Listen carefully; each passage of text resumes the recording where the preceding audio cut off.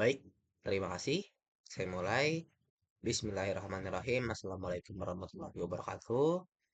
Perkenalkan, nama saya M. Rizky P. dari kelas B dengan nomor IPM 231705137. Kali ini saya akan membuat tugas ketiga dari mata kuliah TBO, Teori Bahasa dan Otomata, di mana tugas ketiga itu terkait dengan reduksi DFA. Oke, kita langsung mulai aja.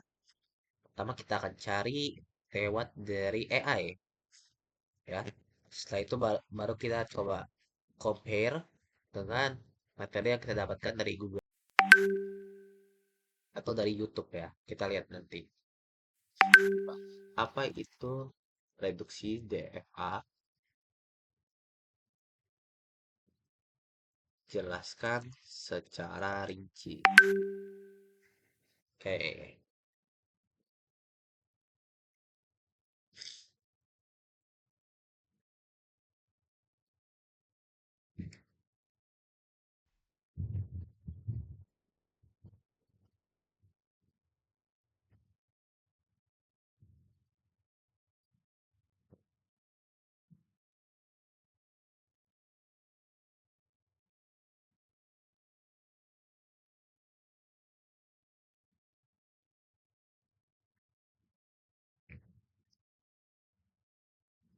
Oke.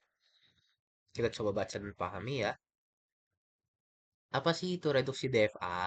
Reduksi DFA adalah proses menyederhanakan sebuah deterministic finite automaton tanpa mengubah bahasa yang dikenali oleh otomaton tersebut. Proses ini dilakukan untuk menghilangkan keadaan yang redundan atau tidak diperlukan, sehingga menghasilkan DFA yang lebih kecil dan efisien. Tujuannya di sini ada tiga, yaitu yang pertama efisiensi, yang kedua sederhana, yang ketiga optimalisasi. Untuk yang pertama, efisiensi itu mengurangi jumlah state dan transisi sehingga DFA lebih mudah dianalisis dan diimplementasikan. Kalau yang kedua, sederhana, DFA yang direduksi lebih mudah dipahami dan digunakan. Yang ketiga, optimalisasi mencapai DFA yang minimal ekuivalen, yaitu DFA dengan jumlah state paling sedikit yang masih mengenali bahasa yang sama. Nah, di sini ada langkah-langkah reduksi DFA. Proses reduksi DFA biasanya melibatkan dua langkah utama. Yang pertama menghilangkan keadaan tidak terjangkau atau unreachable state. Yang kedua menggabungkan keadaan yang ekivalen atau equivalent states. Nah, yang pertama itu dibagi lagi menjadi dua. Definisinya, yang pertama itu keadaan tidak terjangkau adalah state yang tidak pernah dapat dicapai dari start state melalui urutan simbol input. Kalau yang kedua itu langkah-langkahnya, yang pertama mulai dari start state, kedua tandai semua keadaan yang dapat dicapai dan dengan transisi yang valid, yang ketiga hapus semua keadaan yang tidak ditandai atau tidak terjangkau. Nah, yang kedua itu menggabungkan keadaan yang ekivalen. Di sini juga ada dua. Yang pertama definisi, yang kedua langkah-langkahnya. Kalau definisi, dua keadaan disebut ekivalen jika untuk setiap string input keduanya berakhir di final state atau di non-final state yang sama. Ya, jadi kalau seandainya misalkan kalau kita lihat dari file sebelumnya ya, yang sudah kita download, eh,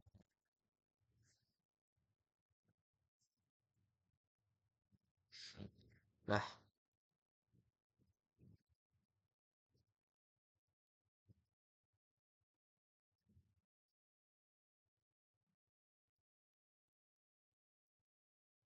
oke. Contohnya, misalkan dari key 2 ke key 3, ini bukan hanya A, tapi A, B misalkan. Nah, A, B ini disebut dengan ekivalen. Kenapa? Karena mau kita masukin A, mau kita masukin B itu sama-sama menuju ke final state, yaitu key 3 seperti itu. Nah, langkah-langkahnya yang pertama, pisahkan keadaan menjadi dua kelompok awal, final state dan non-final state. Jadi final state itu yang lingkarannya ada dua, non-final state itu yang lingkarannya ada satu. Yang kedua, iterasi melalui keadaan. Periksa setiap pasangan keadaan dalam kelompok yang sama. Jika mereka tidak lagi memenuhi syarat ekivalensi karena memiliki transisi berbeda ke kelompok lain, pisahkan mereka. Yang ketiga, ulangi langkah ini sampai tidak ada pasangan keadaan yang dapat dipisahkan lebih lanjut. Yang keempat, gabungkan keadaan yang masih berada dalam kelompok yang sama menjadi satu keadaan. Ini ada contoh proses reduksi DFA, ya. Cuman kalau seandainya kita lihat dari sini aja kan pasti agak tidak nyambung. Kita akan cari videonya di YouTube. Tapi sebelum itu, manfaat reduksi DFA itu ada tiga. Yang pertama mengurangi kerumitan, kedua efisiensi komputasi, ketiga memahami struktur bahasa. Kalau yang pertama mengurangi kerumitan, DFA lebih sederhana tanpa kehilangan fungsi. Yang kedua efisiensi komputasi, DFA yang lebih kecil memproses input lebih cepat. Yang ketiga memahami struktur bahasa, mempermudah analisis bahasa reguler yang direpresentasikan ke DFA seperti itu. Oke, kita akan cari di YouTube ya tentang reduksi DFA.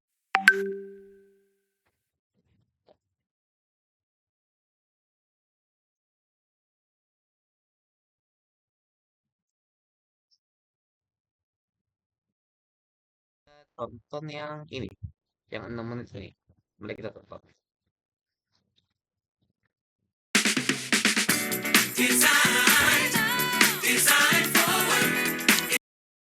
Oke, Assalamualaikum warahmatullahi wabarakatuh. Perkenalkan, nama saya Abil Abdul Khair. Di sini saya akan menjelaskan tentang reduksi state DFA gitu. Nah, uh, selanjutnya ini saya akan langsung menjelaskan dengan contoh soal. Nah, di sini contoh soalnya dimulai dengan Q0 dan berakhir di final state itu Q4. Nah, untuk langkah selanjutnya kita itu akan menghapus useless state gitu.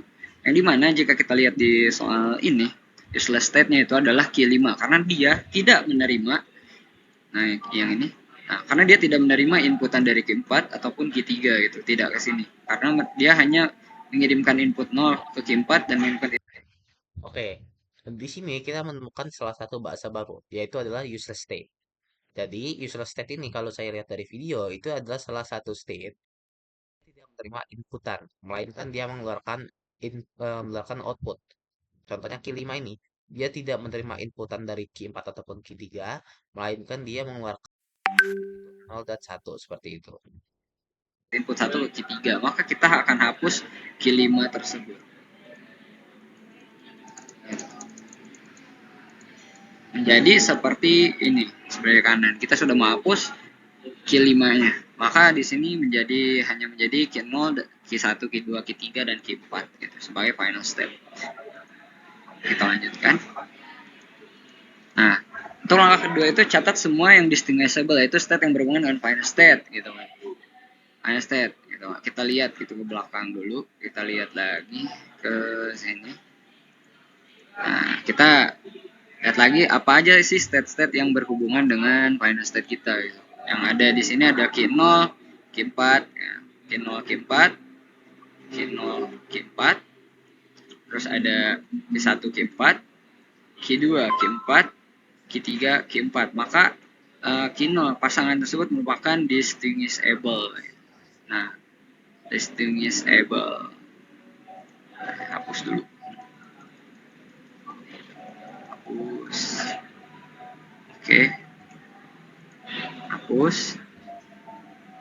Nah, sesuai dengan ini hapus dan kita lanjut ke langkah yang ketiga, yaitu cek pasangan state lain yang distinguishable yang diturunkan berdasarkan pasangan dari 82 gitu. Maka di sana ada Q0 Q1. Q0 Q1 kita cek itu kan termasukkan inputannya Q0 menghantarkan 0 ke Q1 dan Q1 menginputkan 0 ke Q2. Maka jadi Q1 dan Q2. Kita lihat apakah itu distinguishable berdasarkan dengan tahapan kedua. Berdasarkan yang tahapan yang kedua, kita lihat tahapan yang kedua masih belum teridentifikasi, maka kita cek yang menginputkan satunya. Nah, Q0 menginputkan 1 ke Q3 dan Q1 menginputkan 1 ke Q4.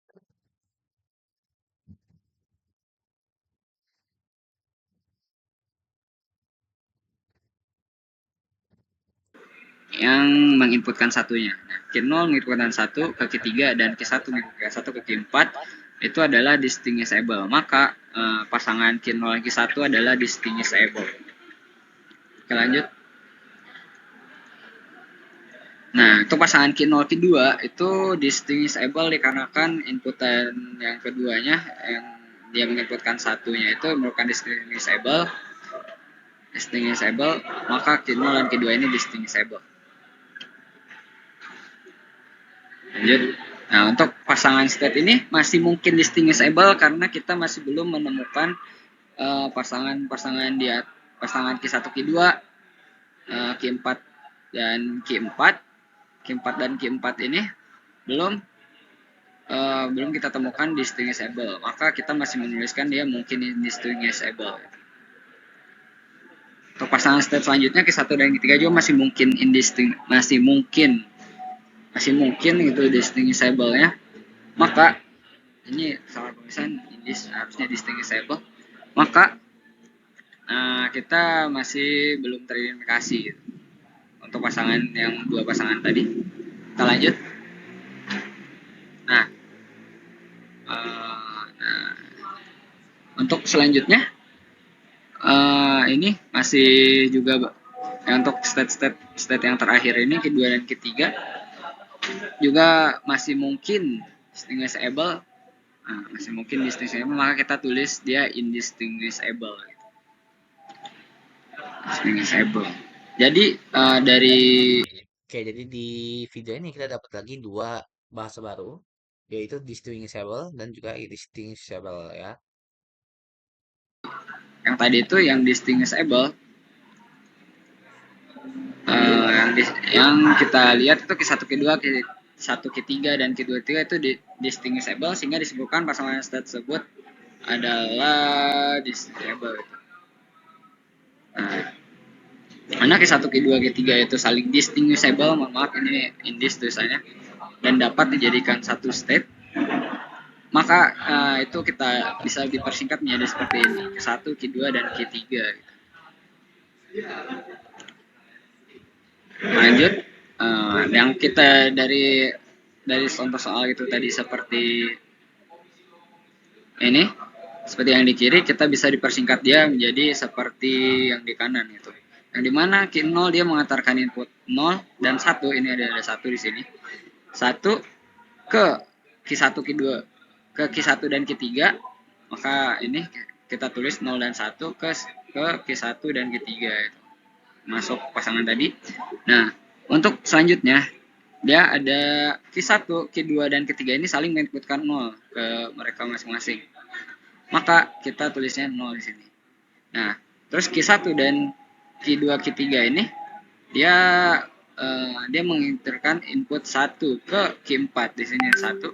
Oke. Nah, ini juga 1 harus lupa nulis lagi.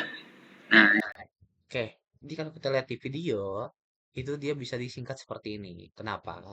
Karena pertama, key 0 itu menggunakan 0 sama 1, itu bisa. Nah, di sini, kalau seandainya kita lanjutkan lagi dengan angka yang sama, yaitu 0, itu dia bakal bisa ke key 2. Seperti itu. Jadi karena mereka saling terhubung, di tengah ini bisa kita singkat menjadi key 1, 2, 3, seperti itu. di sini ada ke final state Q4.